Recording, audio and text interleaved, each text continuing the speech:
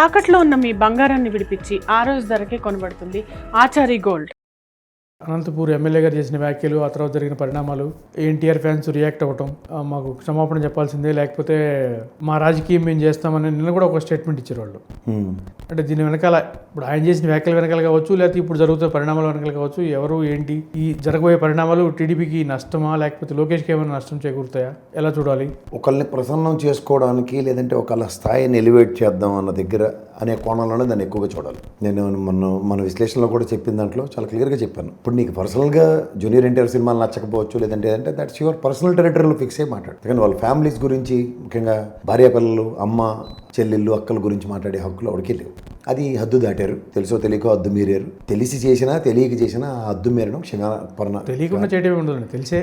అంటే ఒక ఎమ్మెల్యే కాబట్టి ఖచ్చితంగా తెలిసే చేసాడని చెప్పాలి. లోకేష్ ప్రాపకం కోసం.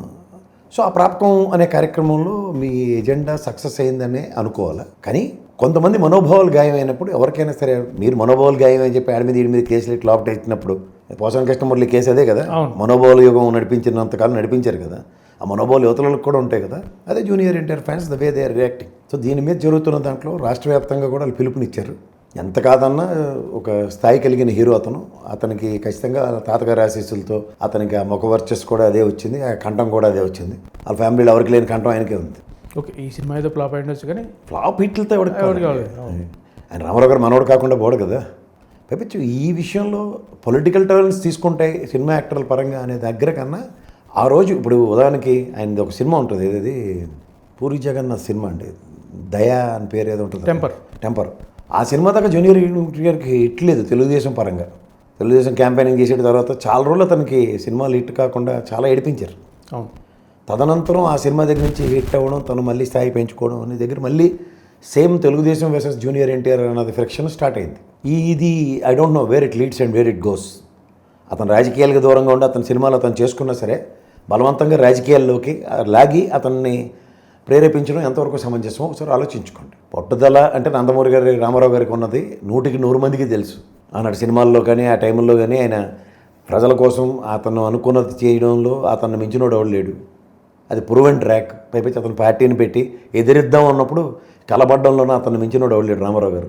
సో ఇవన్నీ మనకు తెలుస్తున్నప్పుడు ఆయన ఉన్న అంశంలో పుట్టిన జూనియర్ ఎన్టీఆర్ని కెలికి కూడా ఎంతవరకు ప్రత్యక్ష రాజకీయాలు చేద్దాం అనుకునే దగ్గర రాజకీయంగా చేస్తే బాగుంటుంది.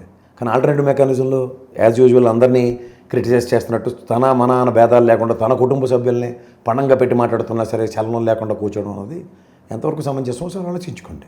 ఇవి ఎక్కడికైనా సరే ఎట్లా లీడ్ అవుతాయి, ఏమవుతాయి అన్న దగ్గర ఓవర్మట్టుగా ఇండివిజువల్ ఎజెండాలతో ఒక కుటుంబాలని వాళ్ళ స్థాయిల్ని అవమానాలు చేస్తే, ఆయన తెలుసో తెలియక దగ్గుబాటి ప్రసాద్ ఒక పక్కన నారా కుటుంబాన్ని అవమానం చేశాడు, ఒక పక్కన నందమూరి కుటుంబాన్ని అవమానం చేశాడు.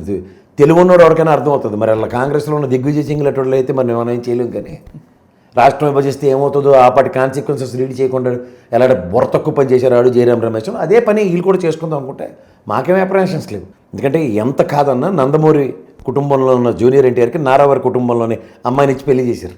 సో 2 కుటుంబాలకు సంబంధం ఎఫెక్టే కదా. ఆ చుట్టారికాల బంధుత్వాలు ఇక్కడ ఎందుకు క్వశ్చన్ కాపాడదు? నారా చంద్రబాబు గారికి వాళ్ళ కుటుంబ సభ్యులకి జూనియర్ ఎన్టీఆర్ గారి మదర్ గురించి అసలు ఏమీ తెలియకుండా ఏ ప్రాతిపదిక మీరు సంబంధం కలుపుకున్నారు? ఆ మాటలన్నీ కూడా మాడవలసి వస్తుంది కదా.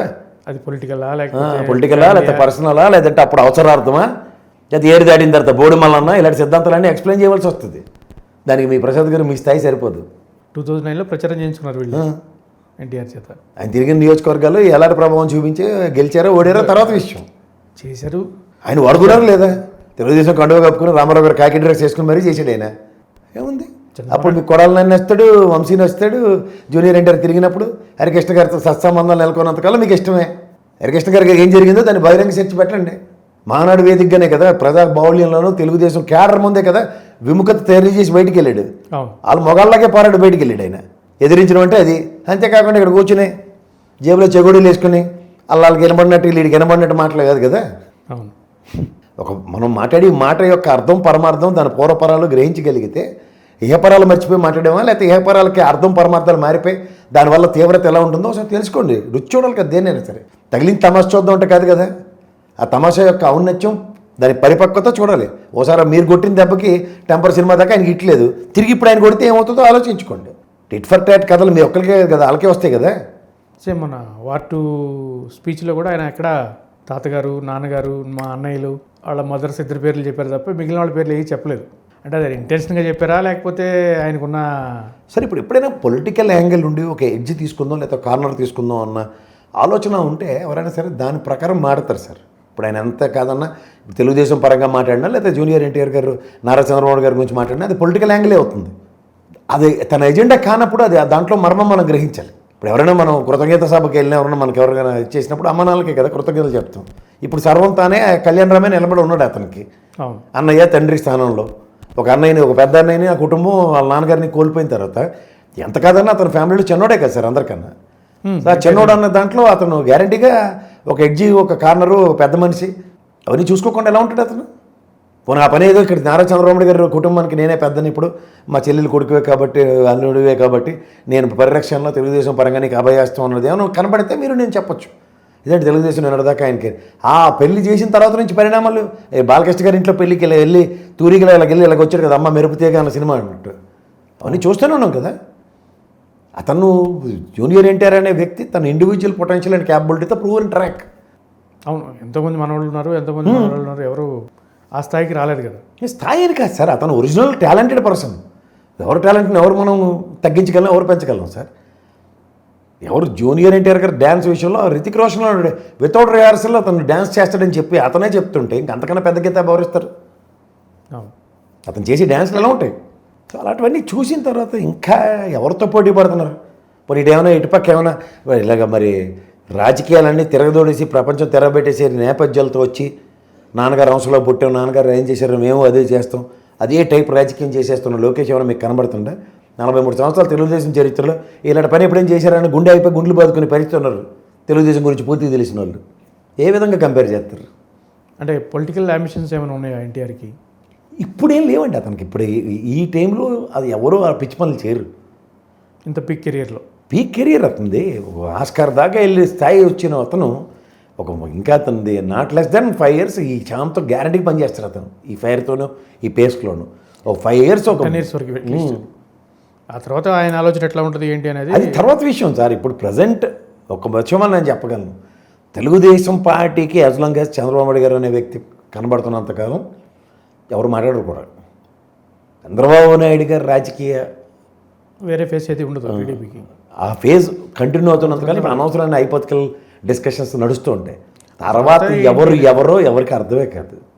అది ఉంటుందా ఉండదా, ఎవరు వస్తారు, ఇవి రాజకీయ వారసత్వాలు కాదు సార్. రాజకీయాలు ఎలా రాజరిక వ్యవస్థ వాళ్ళు ఎలా ఉంటాయి? రాజుగారు చనిపోయిన తర్వాత వెంటనే అలా కొడుకు పట్టాభిషేకం చేసాం, ఆ టింగిరిగడైనా లేకపోతే టుంబిరిగడైనా నేను భరించాలన్న కాన్సెప్ట్ ఉండదు. రామారావు గారినే టాలరేట్ చేయండి తెలుగుదేశం సార్, అది ఎందుకు మర్చిపోతున్నారు మీరు? ప్రజలు యాక్సెప్ట్ చేయరు కదా. ఆయన పెట్టిన ప్రాంతీయ పార్టీలో ఎవరికైనా ప్రాంతీయ పార్టీని మడతెట్టగలిగారు? ఏమో నరేంద్ర మోడీ గారు ఇండియా నెట్టేసి వ్యవసాయానికి మడతెట్టేమో, కానీ రామారావు గారికి వాళ్ళ పార్టీ వాళ్ళే మడతెట్టారు. అది ఎందుకు మర్చిపోతున్నారు మీరు? సో ఇవన్నీ ఓవరాల్గా చూసుకుంటే రాజకీయ అరంగేట్రాల కోసం వేదికలు క్రియేట్ చేయడానికి అర్రులు చేసే వ్యక్తులు కొంతమంది కాదు. అందులో జూనియర్ ఎన్టీఆర్ ఖచ్చితంగా నేను చెప్పగలను. When party is in crisis, తాత పార్టీని నిలబెట్టడానికి భుజాన్ని వేసుకోవడానికి ఆ టైప్ ఆఫ్ రాజకీయం చేయడానికి వస్తాడేమో తప్ప ప్రజెంట్ ఉన్న సినారీలో చంద్రబాబు గారిని కాదని సినీ కెరియర్ని కూడా వదులుకొని అవతల కెరియర్ని కండెమ్ చేసుకుని అవతల ఇటు వచ్చి 2 పడవలు ప్రయాణం చేశారు. అతనిది కాదు, పైపొచ్చి అతనికి రాజకీయంగా అంత చతురత కూడా లేదు, అవసరం లేదు. మెయిన్ అవసరం ఉంటుందండి పొలిటికల్ ఎంట్రీస్ అన్నవి. ఇప్పుడు దానికి కమల్ హాసన్, రజనీకాంత్ ఇలాంటి వాళ్ళు అందరూ ఒక time will come for their this thing, then definitely they opt for politics. So అట్లా ఇంకా జూనియర్ ఎన్టీఆర్కి ఇంకా 40 కూడా గట్టిగా రాలేదు అతనికి. సో గ్యారంటీగా not less than 10 years 5 years above plus careers ఉన్నప్పుడు గ్యారంటీగా అతనికి అన్నీ అందిపుచ్చింది. ఆ స్క్రిప్ట్లో కంఠస్థ పెట్టుకుని తడువుకొని తెలుగు భాష రాక ఇబ్బంది పడే మనస్తత్వం క్యారెక్టర్ కాదు కదా. పటపట అనర్గళంగా మాట్లాడే అవతల పడేయగలడు. ఓ సబ్జెక్ట్ మీద ఒకసారి జస్ట్ అతనికి అవుట్ ఫ్రేమ్ ఇస్తే చాలు, దాని మీద పూర్తిగా అల్లుకుని వెళ్ళగలడు. స్క్రిప్ట్ అవసరం లేదు, చెప్తే చాలు. తడుగు అక్కర్లే. తెలుగు భాష ముఖ్యంగా అత్యంత పట్టుగలిగిన వ్యక్తులు, అరుదైన వ్యక్తి అతను. ఇంకేం కావాలి? పాలిటిక్స్లో కూడా అవుతుంది. సో అనుభవం అతనికి ఉన్న ఇది. ఇప్పుడు పాలిటిక్స్ అని నేను ఎవరికి చెప్పను, దాని మీద నా విశ్లేషణలు కూడా లేవు. అతను పొలిటికల్ అరంగేట్రం చేయడానికి ఇప్పుడు ప్రజెంట్ లోకేష్తో తలబడి ఘర్షణ సినిమాలు అవి చూపించవలసిన అవసరం అయితే అతనికి లేదు. లోకేష్కి చంద్రబాబు గారు ఉన్నంతకాలం దిక్కుదేవానం లేదు, అది మొమ్మట లేకుండా చెప్తున్నా. అవును. సో అలాంటప్పుడు ఏ వ్యాక్యూమ్ ఫిల్ చేయడానికి రావాలి అతను. లేదంటే ఒక సెట్ ఆఫ్ తెలుగుదేశం సీనియర్స్ అందరూ ఈ తండ్రి కొడుకులు ఆ రోజు రామారావు గారు ఎలా టార్చర్ పెడుతుంటారో అలా టార్చర్ మేము భరించలేకపోతున్నాం, నువ్వు రావు అని అతన్ని పిలిస్తే ఏమో కానీ అది వాళ్ళు అంత ఈజీగా బయటపడరు. వీళ్ళు పిలిచినాక ఆయన వచ్చే పరిస్థితి కూడా ఉండదులేండి. అప్పుడు వేరులేండి సార్, ఆ టైప్ ఆఫ్ డిబేట్స్ జరిగితే అది వేరు ఉంటుంది. ఒరిజినల్ తెలుగుదేశాన్ని ప్రొటెక్ట్ చేయడానికి కాన్సెప్ట్ ఇస్ టోటలీ డిఫరెంట్ కదా. అప్పుడు ఫ్యామిలీ లెగసీస్ అవన్నీ కూడా ఈక్వేషన్స్ మారుతాయి. మీరు బంగారం తాకట్టు పెట్టి ఆ బంగారం డబ్బులు కట్టలేక ఇబ్బంది పడుతున్నారా? ఆచారి గోల్డ్ వాళ్ళు మీ బంగారం కొని మీ లోన్ తీర్చి మిగిలిన డబ్బులు మీకు ఇచ్చేస్తారు. ఇంకెందుకు ఆలస్యం? ఆచారి గోల్డ్ ఈ నెంబర్స్కి కాల్ చేయండి.